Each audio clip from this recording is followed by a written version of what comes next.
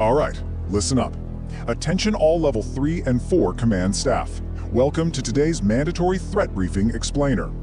We are reviewing the operational parameters and the threat profile of the Euclid-class anomaly designated SCP-178. I'll be guiding you through this material, and my goal today is absolute clarity.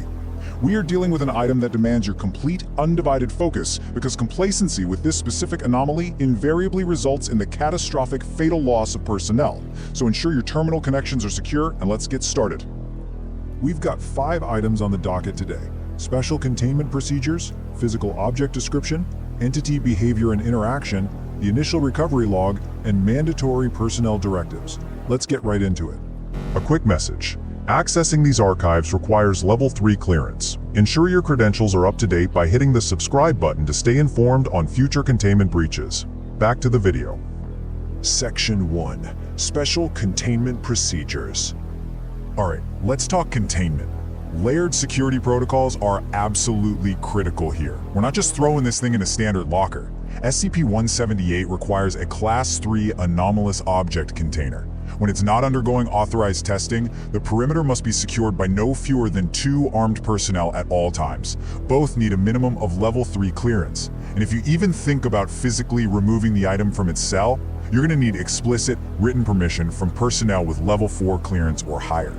These are just the baseline requirements, folks, but history has forced us to escalate these measures. Because of the absolute mess that was Incident 178-14 Alpha, we had to revise the playbook. Here are the updated rules. Step 1. All tests involving SCP-178 must now be monitored exclusively via remote feeds.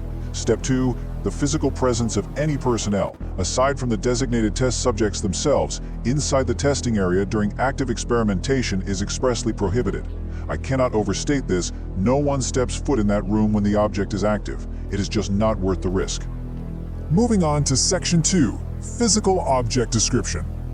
Now, looking at the thing, its base appearance is completely mundane. It looks exactly like a cheap pair of cardboard 3D glasses. You know, the kind you'd get at a movie theater decades ago. It's a rectangular white frame, transparent plastic lenses. Blue on the left, red on the right. Physically, it shows no unusual properties whatsoever, aside from some slight age discoloration on the cardboard. Nothing special, right? Well, the anomalous effect is a whole different story. The second someone puts these on, they immediately start seeing massive, bipedal entities sharing their ordinary surroundings. So do not let that innocent exterior fool you. And here's a minor but frankly kind of insidious detail. Stereoscopic images viewed through SCP-178 actually appear perfectly three-dimensional. The object retains its intended mundane function. It works as a normal pair of 3D glasses. That dual nature is exactly what can lull subjects into a false sense of security right before the anomalous threat engages. Which brings us to Section 3, Entity Behavior and Interaction. You need to understand the passive state of these entities. The bipedal creatures perceived by the wearer are reportedly docile. They exhibit behavior that's best described as curious. Test subjects have reported these massive entities just leaning over the shoulders of our personnel who are working, observing them with distinct interest. And they don't make a sound. Subjects hear absolutely nothing. In this passive state, they are just silent, invisible observers watching our every move. But here is the fatal trigger, and you better drill this into your heads. Any attempt by the wearer or, and this is crucial, any other personnel in the room to directly interact with these entities results in an immediate lethal response. Severe lacerations will suddenly appear on the persons involved. The manifestation of these wounds is extremely rapid and relentless. The attack will continue without pause until the moment the wearer expires. Removing the glasses does not halt the attack. Direct interaction is a death sentence. Just to give you a sense of the visceral reality of this threat, let's look at the consistent damage patterns. Victims are slashed with 3 parallel tapered sharp objects. The length of these devastating lacerations ranges exactly between 14.2 and 27.4 centimeters.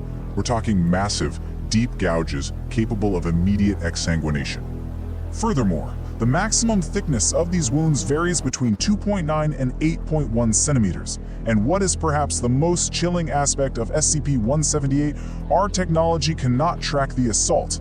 Recording and measuring devices used during testing utterly failed to detect any anomalies whatsoever, even as the lacerations are actively appearing on the subject. The entity inflicts massive physical trauma while remaining completely undetectable to our instruments. Let's review Section 4, Initial Recovery Log. So how did we get this thing? The acquisition occurred in 19-Redacted, out in Tennessee. Agent Redacted, who was operating deep cover in the U.S. Fish and Wildlife Service, responded to a pretty horrific report.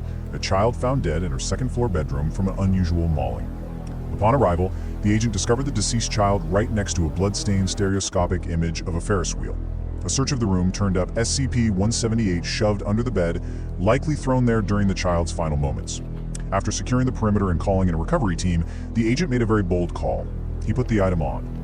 When Agent Redacted first looked through the glasses, he reported nothing unusual, but then he turned his head to the left. As quoted directly from the recovery log, he noticed an entity approximately an inch from his face, leaning over his shoulder and looking at the stereoscopic image. In his debriefing, he noted several other entities in the room observing both him and the recovery team. Now imagine a monster an inch from your face. Had he flinched, had he panicked and attempted to push the entity away, a totally natural human reaction, both he and the recovery team would have been slaughtered right there. His discipline allowed for a clean recovery without incident.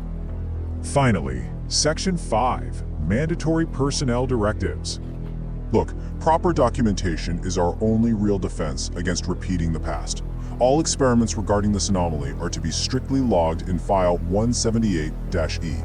Furthermore, Incident Report 178-14 Alpha is not suggested reading. It is absolutely mandatory for all personnel with Level 4 clearance or higher who are responsible for overseeing or approving experiments with this item.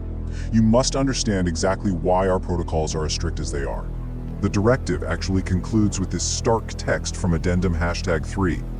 Warning. Failure to comply with Addendum #3 is grounds for disciplinary measures. The Foundation does not issue this kind of warning lightly. Ignorance of the protocols is not an excuse. Failing to read the incident report and subsequently authorizing unsafe testing conditions will be treated as a severe breach of operational security. As you step away from this terminal and head back to your shifts, I want you to really consider this final point. Right now, in its containment cell, the object sits quietly. But the unseen entities tied to it, they are always watching. One stray hand, one moment of panic, one unauthorized test, and the lacerations begin. Command staff, knowing these invisible stakes, are you truly prepared to bear the consequences of a single unauthorized interaction on your watch? Dismissed. This concludes today's briefing. If you wish to maintain your current clearance level and ensure continued access to the Versarian database, a subscription to this channel is mandatory. Secure your connection by leaving a like on this file, and log your requests in the comments section below to dictate which anomaly we unseal next. Stay vigilant and expect your next set of logs every day. Secure, contain, protect.